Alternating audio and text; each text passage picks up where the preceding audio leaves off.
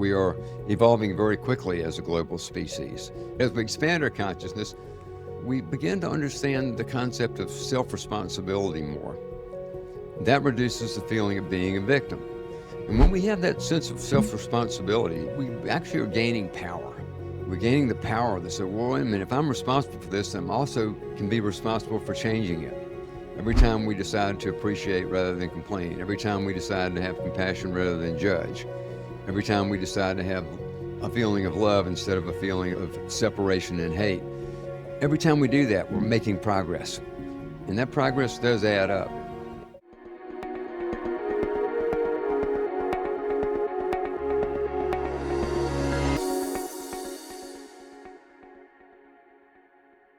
Howard, welcome Hey. back to the podcast. It's been about 6 Well, years. God, thank you for having me again. You're a brave man to have me on twice. And certainly a lot has happened in life and in the world for you, for me, and for all the people who are listening to us right now. And it's been quite a time, hasn't it, since the last time we spoke? It's wild. Like, honestly, we've gone through COVID. We've gone through different crises that seem to be happening. We've had the war breaking out again. We've had the petrol crisis. There's a constant narrative of fear that seems to be bombarding us, and our poor nervous systems. If we if we don't look after ourselves, we're just going to be a walking mess. And then make very interesting choices about life from a fear-based place instead of a heart-based place. And I think that's where this whole conversation is going to go today. To be honest with you, Howard, you know. With that in mind, what I thought I'd open up with as well is because how do you look at the heart and the intersection between the physical, the human, the stress aspects, but also then the metaphysical and the spiritual aspects? I think we kind of get devoid of the spiritual aspects because we get so caught up in materialism. But that, for me, it feels like the heart is the gateway to it all. Well, it's certainly my belief too, Guy. I mean, this is my life's work. I've been doing this for over 50 years now. And a simple way of saying it is I see we have two hearts. You know, we have the physical heart and we have this energetic heart. And within the context of that, there are all these heart qualities, emotional qualities, and intuition, and various aspects of who we are as human beings associated with this concept that's called heart. So at HeartMath, we explore all angles, all sides of that, and have for a number of years. At the physical level, you know, we have been the people that mapped out the fact that the heart does more than pump blood, that it's an information processing center in our body, sending important information to the brain and throughout the rest of the system. That was our work, our pioneering work.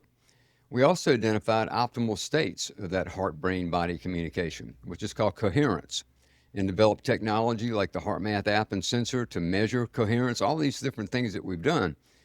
Why I think that's important right now is that there are many people like your listeners that would be have an understanding of the spiritual heart, but a lot of people don't. But what they can relate to is that they need help with some of the things that they're thinking and feeling these days. You mentioned earlier just that the stressors that the world has gone through since the last time we talked are creating many, many challenges for people, and their nervous systems are overloaded. They are struggling to make sense out of life. The stress levels are at an all-time high. And for those people, understanding heart at the physical level and understanding that when you improve heart-brain-body communication and therefore increase your coherence, that there are many psychological and physiological health benefits that are associated with that. So that's one angle of view that we've taken, and we think it's of service. We understand that to introduce people to the deeper understandings of heart, we have to meet them where they're suffering and try to help them with the things that they're going through in life. And so that's part of what we're doing today is reinforcing that approach. At the same time, wow, the heart's so much more than that. You know? Yeah, totally. And do you know what I found really fascinating? And I always use my own personal journey as a reference point, right? Because I used to dabble with meditation and busy mind, and you know, it just felt like hard work. And the moment I started to bring my awareness into my heart and actually use that as my meditative practice, so almost like, let's just let go of my thoughts. They can just do, my mind can do it at once. I'm just going to bring me inside of my heart on a daily basis. And it got to the point where I could actually feel the energy emanating out that you guys already speak of. And then when I sort of discovered your work, it was like, oh, this is giving me validation to what's happening in that. And I'd love your thoughts on that, those aspects as well, because that changed my life, mate. Well, I It really understand. did. And I think when we allow our mind to surrender to the heart, the mind actually is the big winner. You know, the quality of thoughts, the quality of perceptions actually improve. You know, brain, mind, all of that, logical thinking necessary as we live in the world we live in. But there's limitations to that if we only see it through that lens. And that busy, overactive mind is constantly churning, constantly taking in information, constantly dealing with stimulus, and all that goes on as we live life from the neck up blocks out a lot of the fulfillment that we could be experiencing. When we surrender to the heart, what I think people begin to find is that you mentioned it in the very beginning of this conversation, is that it's a gateway into a lot of things. To me, it's the doorway into a connection with what I'll just generally call our higher self. You know, the self that's larger than our personality, larger than this humanness, this Howard Martin guy that's, living on earth. You know, it opens us up to this higher consciousness that we all have within us. And when we reach places within that new consciousness, that's when we begin to see things differently. Our perceptions widen, our points of view have more flexibility, more open-endedness. The emotional qualities that we can experience in the course of any given day are more open-ended, more exciting, more hopeful. You know, we're not as caught up in the stress rat race as we would be when we're living life, including the heart in the process. And I think that's part of the way we experience it when we begin to actually approach things like our spiritual practices, our meditations, and the various things we do.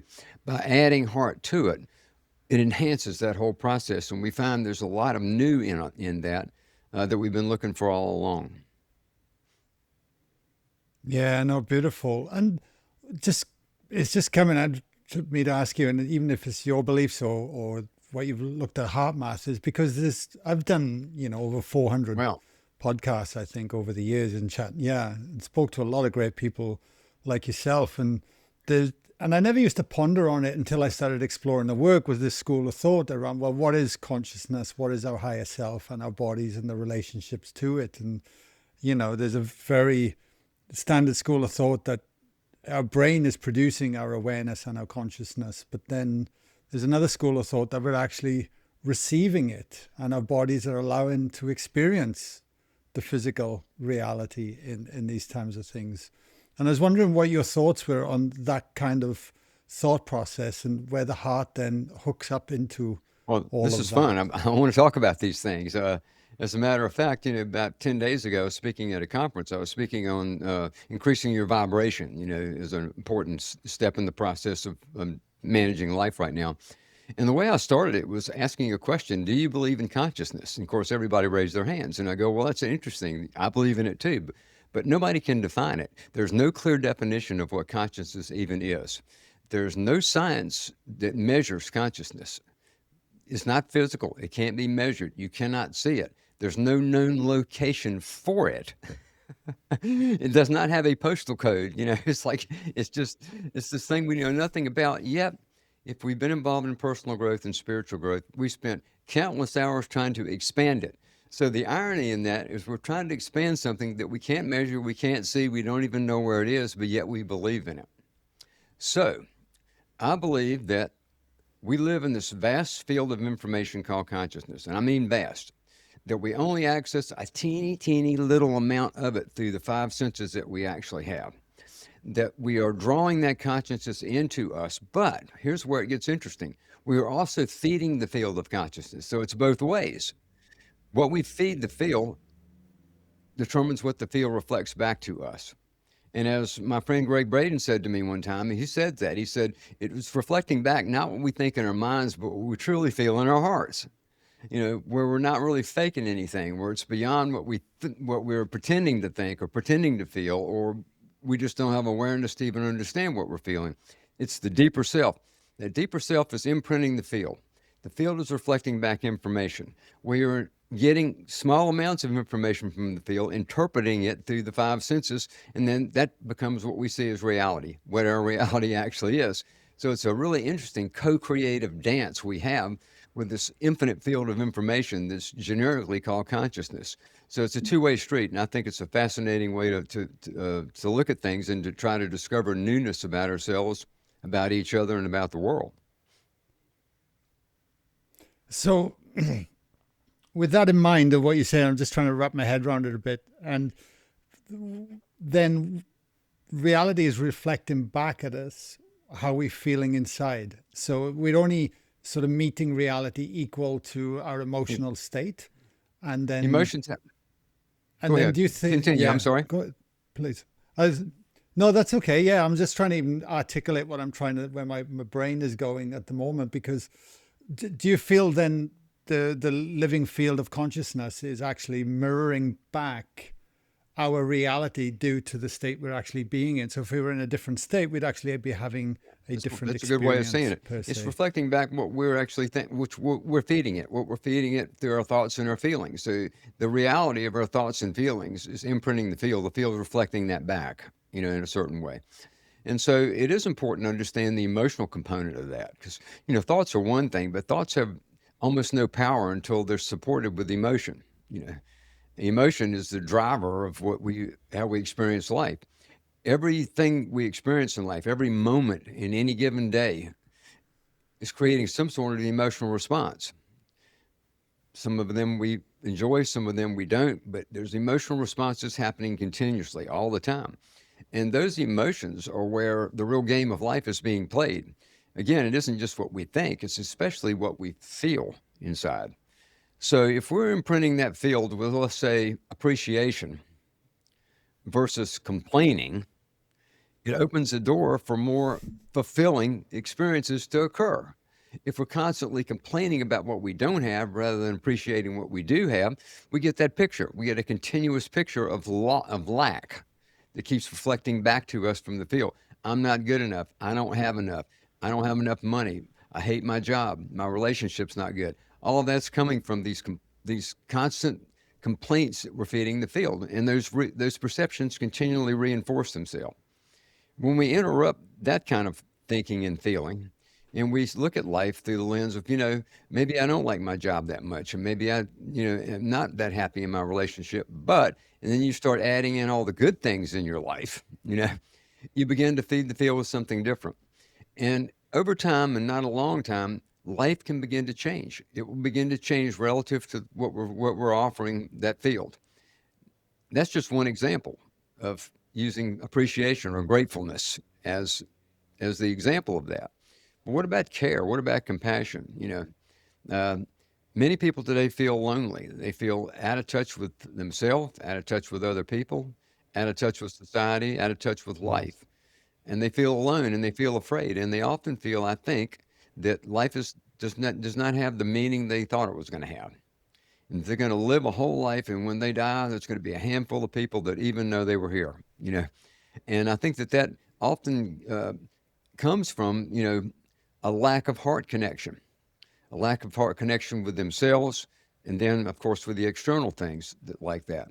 So one way of looking at that with the examples of what we feed the field would be this. What if we offered a bit more compassion instead of judgment every time we run into someone or something or some situation that doesn't meet what we think is the way it should be? The general tendency is we immediately judge. They are not good people. They should not be doing that, this, that, and the other, rather than saying to ourselves, I don't know this person's life story. I don't know why they're the way they are, and much less why they're behaving the way they're behaving.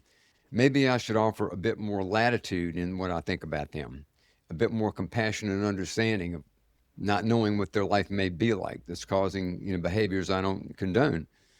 So you don't have to like what someone's doing, but you don't have to judge them so hard for it. As we do that, more self-love will show up.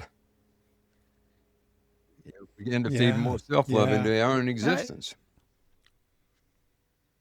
how does one get out of the story of their own victimhood in that, like could it be as simple as, I guess you got to want to change first, really, at the basis of everything as we start to explore the heart, because it feels like, because I'm a very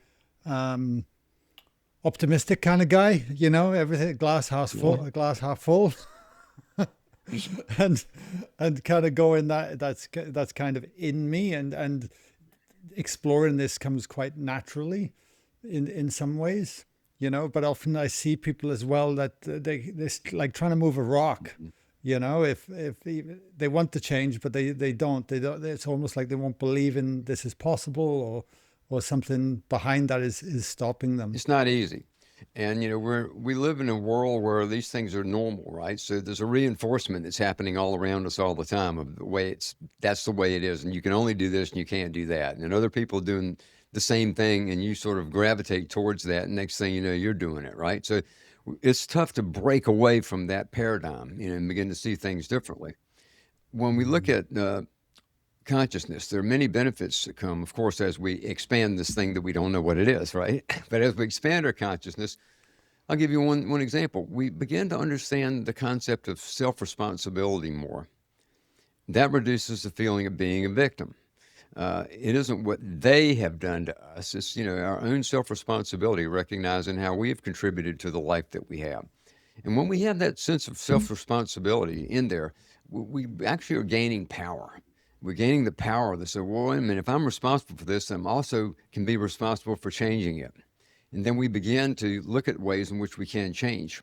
And again, it's not going to be easy all the time, depending on what our lives are like and what we have experienced in life to break through the old paradigms. We see people all the time doing it, don't we? We see people that have made massive changes in their life. You have, I'm sure, Guy. I certainly have. I'm not the same man I was, you know, 25, 30 years ago or whatever. We do grow, we do change. As we get more conscious, we just become more aware of our own capacity to make the changes that we really want to make. And then we take it step at a time. And every time we make an effort to change an attitude or behavior, every time we decide to appreciate rather than complain, every time we decide to have compassion rather than judge, every time we decide to have a feeling of love instead of a feeling of separation and hate, every time we do that, we're making progress. And that progress does add up. That's where heart comes in. This is not a mind thing that'll make that work. We're not going to think our way through it with the logical mind. We have to engage in intelligence. It's faster, quicker, and more dynamic than just the mind intelligence. That is the heart's intelligence. And through activating the qualities of the heart within ourselves, all these other things start to get easier. And then new possibilities begin to emerge. As we see success, it motivates us to do more.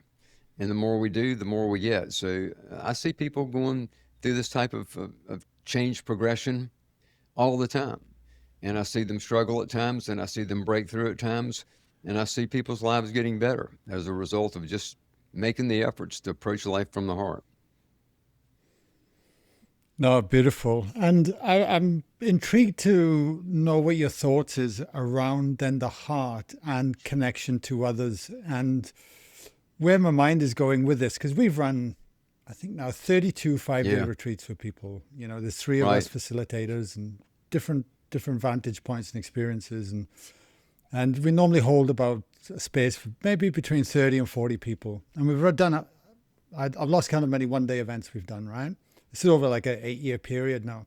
And what's evident is that when you bring individual people in together, there's like, and you start to intentionally want to move forward and open your heart, it's like there's an amplification. It's almost like the power of prayer or intention is amplified, and it becomes tangible. And for me, it almost reinforces the connection of humans do need other humans. There's something beautiful about that, instead of trying to do all this in a vacuum, if you like, as well, because we live in such an isolated world. I'm just curious to know what you've at the HeartMath have looked at around those. I'm actually here right now at a retreat space in Taupo, New Zealand, and it's beautiful. And it really brings home the difference between understanding this work and actually living it. Because that's what retreats can do, and why we're so passionate about it. They give you the space to slow down, to reconnect, and truly let something deeper land. So it's not just an idea, but it's a lived experience. That's why we created Live in Flow. So if you've been feeling this shift in your own life and you know you're ready to go deeper, then come back to liveinflow.co to find out more. Anyway, back to the episode. Let me just say this. I think it's probably why people are attracted to the retreats that you do. And I've seen them on your website, all these amazing retreats you do. So you're taking people through a process using various modalities that have worked for you that you teach. And ultimately, it begins to open their hearts and they begin to feel more of a connection with the other people that are there, right? And there's a shared energetic environment that begins to emerge. If you look at a group of people like that, everybody has their own energetic fields. And then when you bring them together, there's a collective field, right? And as that field begins to change, people begin to relax more into themselves, into their hearts, into being themselves. And they begin to share more openly with each other from a heart-to-heart space. When that happens, they feel more accepted. They feel less separate. Yeah. And that amplifies as the weekend goes on, right? Yeah, no, totally. And you mentioned the collective field as well, because I often ponder about if there's a field that's constantly shifting over those days of an event, but also then the large consciousness field of what as is you probably know, happening. and I'll share it with your viewers right now. One of the things Please. we've done at HeartMath is, and other researchers have done it too, but we've shown that the heart's producing a magnetic field. The heart is an electrical organ. We go to the doctor says, I'm going to do your electrocardiogram now. What do they just say? Electrocardiogram. They're measuring electricity produced by the heart. Now, the heart produces enough bioelectricity, strongest in the body, that it creates a magnetic field. Now, measured with conservative measurement equipment, they're called magnetometers. They measure magnetic fields. You can measure that field about 3 feet or 1 meter outside the body. And that field is surrounding us in 360 degrees, all around the body. Everybody's producing that, you, me, right now. Now, what science says is that field is a very finite field and that it dissipates very quickly after it reaches its 3 feet or 1 meter level. However, they also propose that the field is interacting at a quantum level, that is interacting in quantum matrix of information and other fields beyond a magnetometer measurement. So the proposed theory is that the field produced by the heart is interfacing with these larger fields of either group fields or the field of consciousness itself. So that's my belief. And so we have a phrase we use at HeartMath from time to time when we want to evaluate what we're doing in any given moment. And that's to ask a question, what am I feeding the field? What am I actually putting into it? We're in this collective field. What am I contributing to that field, And so in group dynamics, especially ones that are based upon spiritual practice, very often that field effect becomes more obvious. And you begin to sense it, you begin to know it. But we're interfacing with all kinds of different fields. A lot of our other research has gone into what's called energetic connectivity, which is understanding the unseen but energetic connections taking place between all living systems. So a lot of our research today has gone way past heart-brain-body communication into much larger context of how we relate to these different fields. And we're seeing some dynamic results. We're seeing a lot of non-local effects that are happening, things that are unexplained through normal physics, that are happening. Yeah, sure. We did this one study where we had groups of people around the world. I think it was over 100 and some people, and they were located literally around the world in different countries and different locations. And they were wearing portable heart monitors that they wore for 6 months. And these heart monitors are picking up what's called the heart rate variability patterns, the changes occurring in our heart rhythms. And so what we saw was in a number of cases that we would ask those groups to do a heart meditation. We call it heart lock-in. It's one of the HeartMath techniques. Do a heart lock-in at a specific time. What we would see is a global synchronization taking place in the heart rhythms. The heart rhythm patterns in the various groups were looking the same. They were synchronizing. And then where it even got more fun is that we saw that synchronization actually continue the next day, where at some level looking at heart rhythms, there was a synchronized heart rhythm pattern or patterns, very similar patterns happening in the groups located in different parts of the world different societies, different cultures, all that stuff. Saudi Arabia and Lithuania and United States and all these places. But the heart rhythms were synchronizing, and they became more synchronized when they were doing a heart meditation. That's fascinating, isn't it?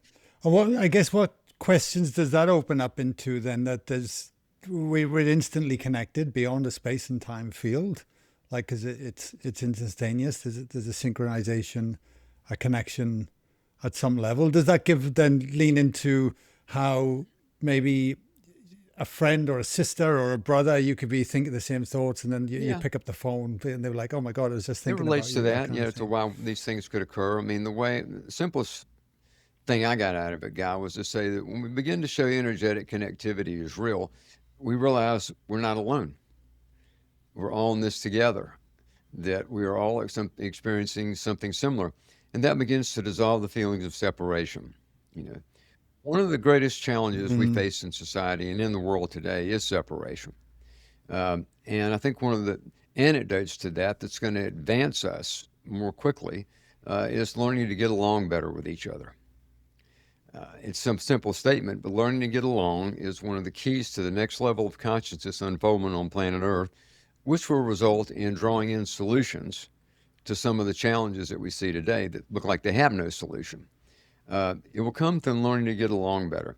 So the more we can understand that we're not as separate as we thought, that there's a lot of commonality and common factors between all people, it opens the door for at least better choices about learning to get along. It doesn't solve the whole problem, but it adds a layer of scientific understanding um, that gives us more, I think, motivation to want to get along and to want to cooperate and want to accept one another from an open heart.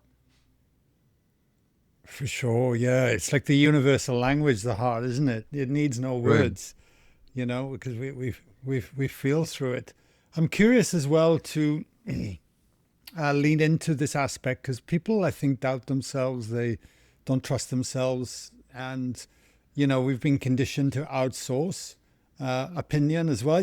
Like we're Mm. always looking externally for solutions when there's an internal thing. And I often ponder about because I got two young children as well. And you can see they're just very open.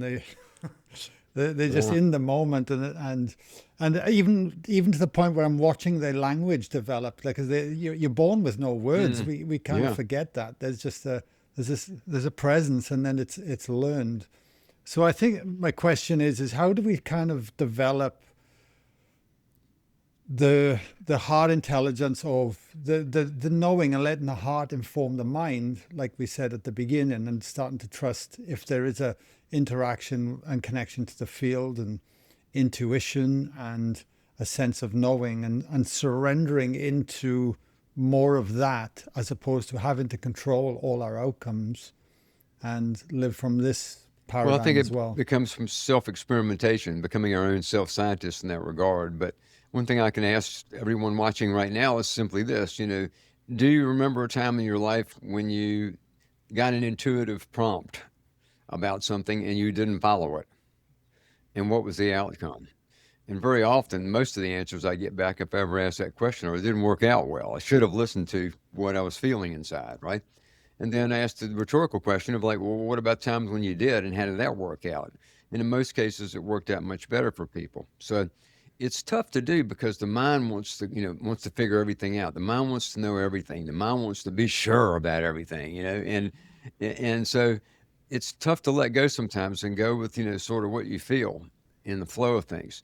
There's different forms of intuition, but one of those is called direct knowingness. That's when it bypasses a lot of the thought process, and it is a feeling more than it is a thought about something. It feels right to do this, or it feels like it's not right to do this, and we get these prompts all the time. And then when we do have those feelings, try acting on them, in one way or another, and see what happens. Right? See what goes on there. There's a balance in all that too, Guy. I mean, I think we have to. It's a term that someone used with me one time in business. It was about making decisions based on informed intuition. Means don't ignore the facts, but but don't just like blindly do something because my heart said do it. It's like you don't want to ignore the facts, but there's also nuance and subtlety and all that where the heart's adding qualities to that. It's adding information. It's adding understanding and a breadth of understanding into things. Don't ignore that either. You know, don't ignore that either. It's like it's sort of a combination between the two, and we develop those capacities as we learn to just put out more love. And that's what a squishy statement, but the more we're actually generating and consciously putting out love, the more we're going to make contact with what I will call our intuitive intelligence. And that intelligence is really always there. It's something we just don't tune into much, but information that's nonlinear, that is giving us directions for the best moves in the game of life, is constantly available. We don't usually pick up on that information when we don't have an open heart.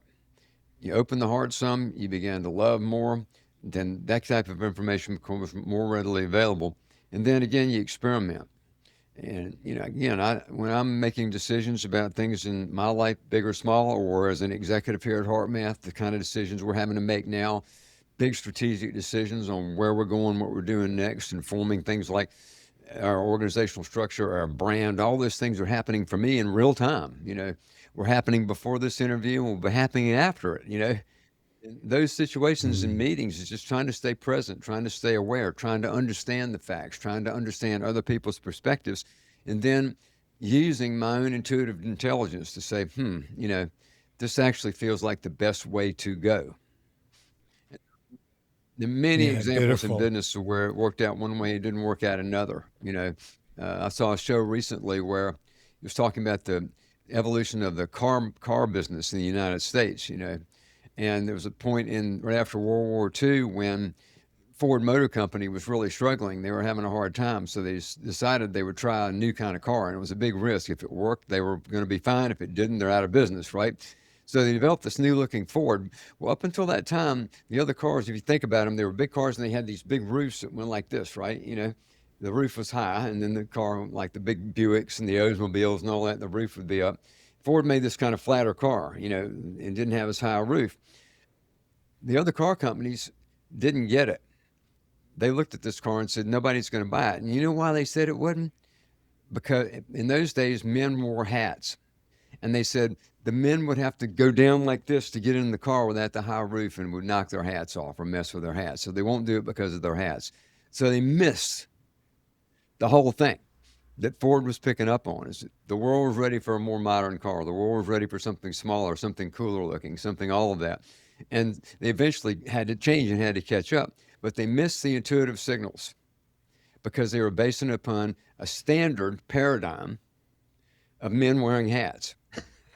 certain, certain kind of hats. No, beautiful. I get it. And leading on to that, then, how much do we know about the Earth's magnetic field and even the collective field that's influencing our field at any given time? And the relationship to understanding that so we can best navigate ourselves with those influences that are happening Well, a all the lot is time. known about that now, and HeartMath's making a contribution to that understanding. Research has been going on for a while looking at the Earth's magnetic fields. It's a geomagnetic field, which is what a compass measures. And it's also the ionosphere, which is a less dense field. It operates in conjunction with the geomagnetic field. Starts just above the atmosphere and goes about 120 miles up in space. These two fields are our protective layers against what I'll generically call space weather. They were part of the evolution of the Earth that allowed life to actually happen here. Without those fields, we're a rock. Nothing could live. So they're blocking out solar radiation, cosmic rays, things like that.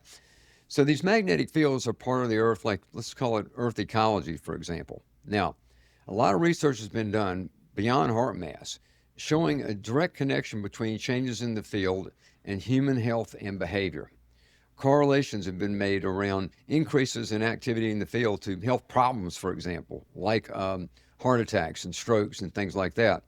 A lot of global events, societal events, have been linked to changes occurring in the field. And At HeartMath, what we've done is our scientists have developed the Global Coherence Monitoring System. And they are very sensitive monitors that measure changes in the ionosphere and the geomagnetic field. And there are 7 of them placed strategically around the planet. And we're looking at those fields constantly. That information is coming back to our research labs. And we're beginning to correlate even more global effect of changes occurring in the fields. But here's where it gets interesting. I saw a presentation a couple of weeks ago by one of these scientists that works on this with us. And she laid out the fact that she showed the other side of the equation, that many good things are happening when there's more activity in the field. She's showing correlations to personal coherence measurements of, I think, 1.8 million samples, showing that as the solar activity has been increasing, that the coherence scores have been increasing, for example. So the point that she made is that it's our choice what we do with activity in the fields. It isn't that the fields are creating the problem, it's how we are choosing to relate to that. That benefits are occurring when there's an increase in the activity in the fields. But we know for sure through some of the same kind of research I described earlier with the people wearing the heart monitors for 6 months, that as changes were occurring in the geomagnetic and ionospheric fields, there were global changes happening in these people, similar type changes. In addition to the measurements of their heart rate variability, they were taking randomized psychometric surveys about what they were experiencing, how they were feeling. And we saw a lot of similarities, simultaneous similarities over the same basic amount of time in these people, and then correlating that with changes occurring in the geomagnetic field. So we could see changes in the field correlating to changes in the way people felt globally. So there's a direct connection between us and the Earth's energetic fields, which would be a great example of looking at energetic connectivity between all things, all living systems. So it is well known now that these fields are impacting human health and behavior. I think what we're doing at HeartMath is being able to show that those benefits can be really good ones if we're making the choices to align more with our own hearts. So with that in mind, a question is popping in there. Does that mean I say we as a royal we, I mean what you measure, but that we can look at I guess the species as humans and the collective coherence that's happening as a species, and if we're expanding our awareness, our consciousness because of the field interpretation. Is that what you're saying as well? So we could look at this and go, wow, we're evolving as a species, but it's still individual through the choices that we make. What we do in our lifetime is up to us, really, and how much evolution we get or how much we don't. It still comes down to what we do. And so there's a collective evolution that's happening, and I think that we are evolving very quickly as a global species. Now, that doesn't mean everybody and doesn't mean all the time, but I remain very hopeful about where things are headed. I see the chaos and confusion that we have today, and I think I see it through the lens of compassion. At the same time, I see it as part of a necessary process. It's causing people to go a little deeper, to wake up a bit more, that is actually helping to fuel the momentum of consciousness expansion. It's helping us to grow. And in time, it will get better. And it won't be forever before it does. We're going through a stormy weather right now. But, sometimes when the storm comes up, it's scary, it's stormy, and then the storm quickly goes away at times. And when it does and the sun comes out, everything looks beautiful. Well, I think we're in the stormy period right now, but I think that the sun coming out and the beauty is not too far down the road for us in our future. It has a lot to do, though, with what we choose individually and then collectively. We're calling the shots on that. My feeling is that we're in this shift in consciousness that is inevitable. It isn't just about us. It's about everything, on this planet and beyond. So the shift is going on, and we're going to make that shift sooner or later. The question that I do ask is, how kind and gentle a process can it be? So what motivates me now, many, many years into this work, and just 35 years with HeartMath, is that every morning I wake up and I want to help people make those choices that are going to make this shift a kinder, gentler process. That we go through this in a way with more poise, more grace, that we flow through it rather than being ground up by it all the time, And I know that's possible. I see people doing it. I feel like I've made changes in my life to where that's the norm for me rather than the exception. If I can do it, everybody can. Nothing special about me. It's just I put the work in, and I approached it from the heart. I said a long time ago when I was a very young man that life had to have a strong aspect of heart in it. HeartMath's founder, Doc Schulry, who's been my friend and guide for all these years, was the man who introduced me to it. But once he began to introduce me and I began to self-explore, I found that, you know what? Life does work better when I'm approaching it with some of the qualities associated with the heart. Then I started to realize that life worked better for me when I was trying to give more to it than I was trying to take from it. It was about the contribution I was trying to make rather than always about me, and what I could get. It became about what I can give. And then the more I could get to that place where, it would modulate, and there'd be plenty of times when self-centeredness would be there for sure, a lot of it. But in time, as I began to cultivate that aspect of it, my life did get better. And so, I can sit here today and say, if I hadn't made choices like that along the way, I wouldn't have what I have today. And what I have today, I think, is pretty extraordinary. Not many people are in the position in life that I'm in to have a life that where my work and my life are the same thing. To be a part of an organization like HeartMath, which has got this huge global footprint of helping people all around the world, and to have a role in that, and a leadership role.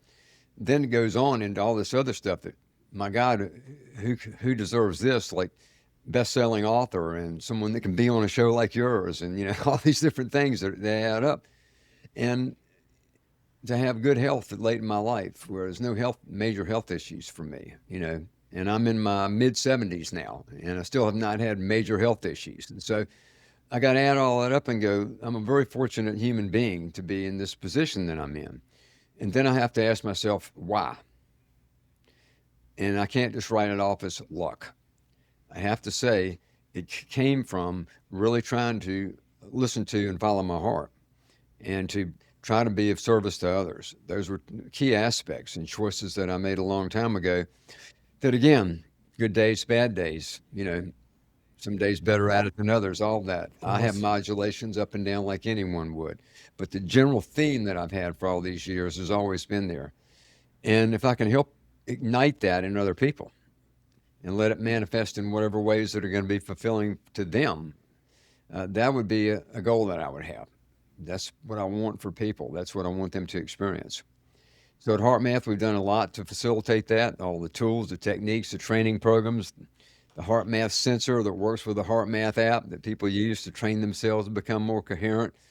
We even created technology that does that for everybody. There's lots of different things like that we've done. And that's something people can check out for themselves, the HeartMath app and sensor. But we've done a lot to facilitate something simple, which is to help people connect with something they already have inside, which lives right here. Yeah, no, beautiful. Thank you for sharing that. It's you were all in heart then. I can really feel it. It just makes me, because we often say, be the change you want to see in the world. Like it starts with us, doesn't it, at the end of the day, and coming back. And I wonder how much through our own heart opening and vibration and resonance, because you kind of touched on at the beginning, as we change and we become a more coherent human, how much that's unconsciously affecting the humans around us, because we're in an emotional, regulated state, our families, our friends, our communities. I think it's the greatest service we do. I think the real service is not about me writing books or speaking or any of that stuff. It's really about, and for me, I'm including myself in what I think is true for everybody. It's like the most service we ever do is the changes we make in ourselves. They imprint that field and they influence the field that we're all drawing from. And they make it easier for other people to make similar changes. And it doesn't have to be grandiose. Again, going back to examples I used earlier, let's just try to appreciate something rather than complaining about it. Well, that seems so simple, and it is in a certain way. But boom, you've made a change, and that puts that into that field. Somebody else on the other part of the world might be struggling that day and suddenly decide to appreciate life instead. I mean, it's that tied in. And I think the service that we do in a lifetime is all about that. What we do to change ourselves is the greatest form of service we have. And everybody has that capacity to do it.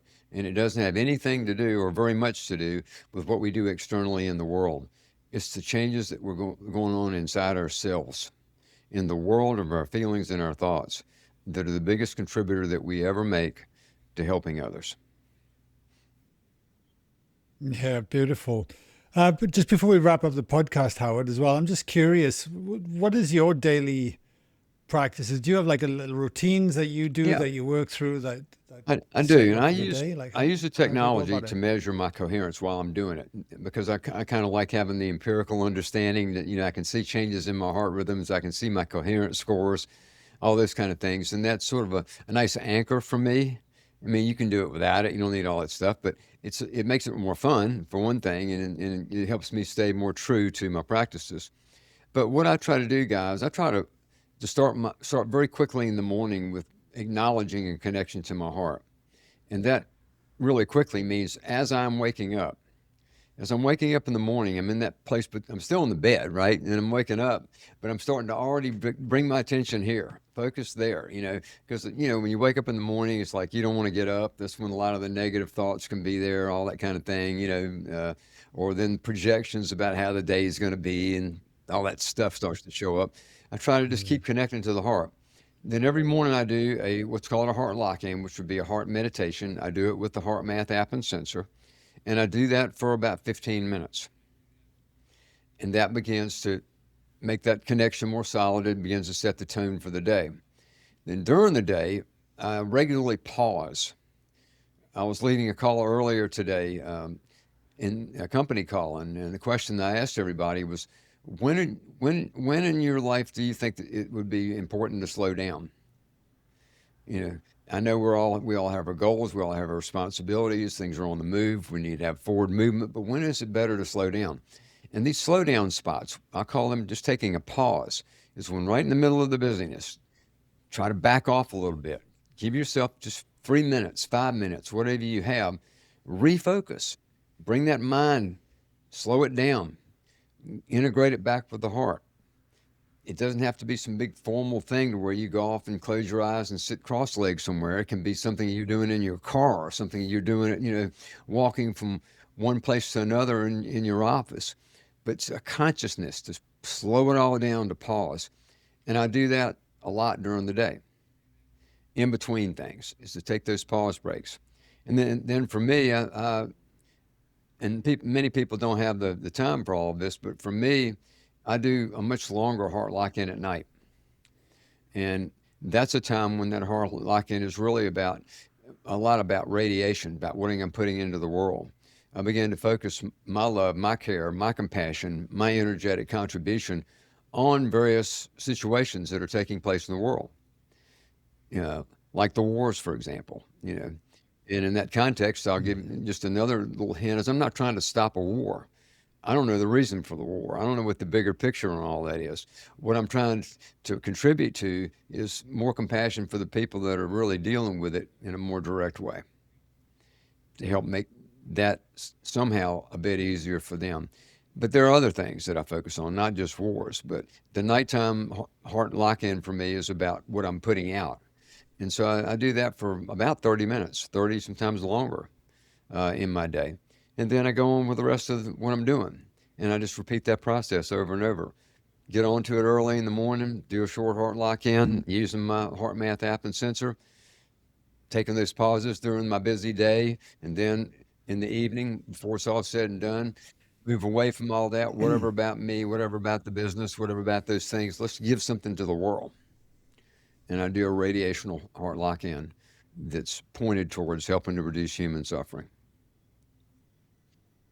Wow, beautiful, Howard. Thank you for sharing all that. And That's for someone inspiring. listening, I was just And say, everybody's lifestyle is a little different. I don't ever want this to feel like it's work. You have to do these things. It's like, I just encourage people to try to build something like that, whether it's heart math or something else, into your life in a way that it makes sense for you and your schedule and your time and all those kind of things. And it's just because there's no prescription for that. Everybody's lives are just too different. But people can do things. absolutely, but like you said at the beginning, you have to put the work in a little bit. Like I had health and fitness background before I Yeah. do what I do now, and I always revert back to that because you have to show up, and there's an entrainment, there's a conditioning that has to happen for the body to respond.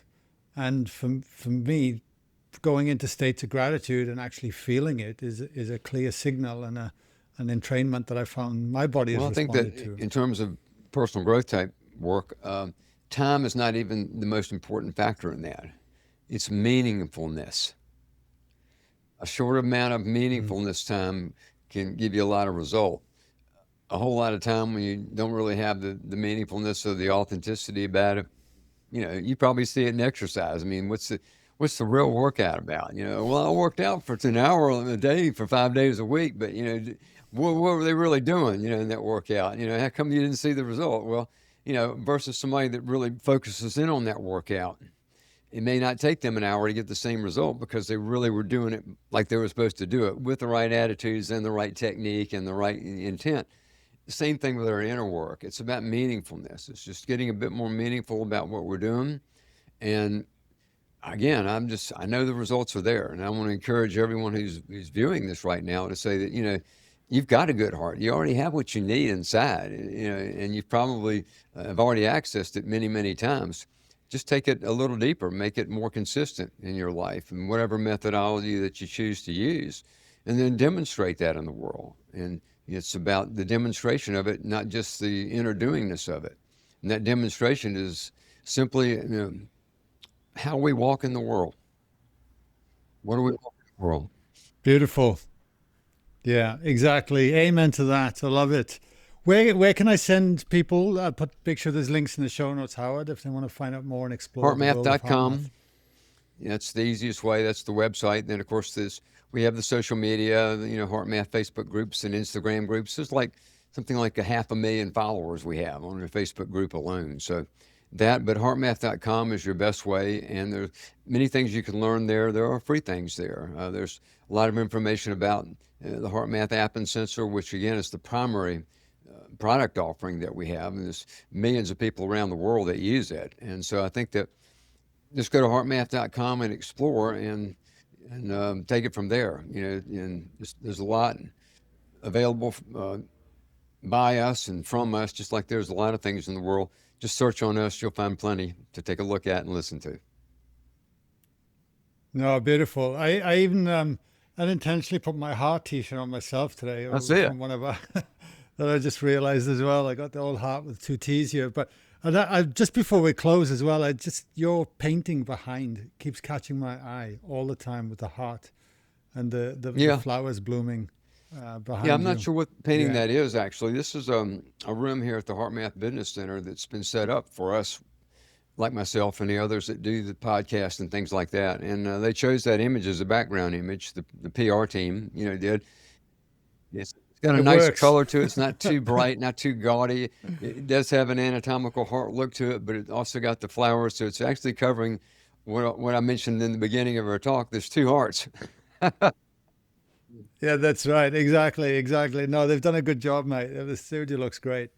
But yeah, Howard, thank you for your time. It's been wonderful to reconnect, mate, and really Well, value what you same guys are to you, doing. and let me And thank you value so much. you for continuing to do podcasts. You've done like 400 of them. You're putting a lot of great information out into the world. You're helping a lot of people.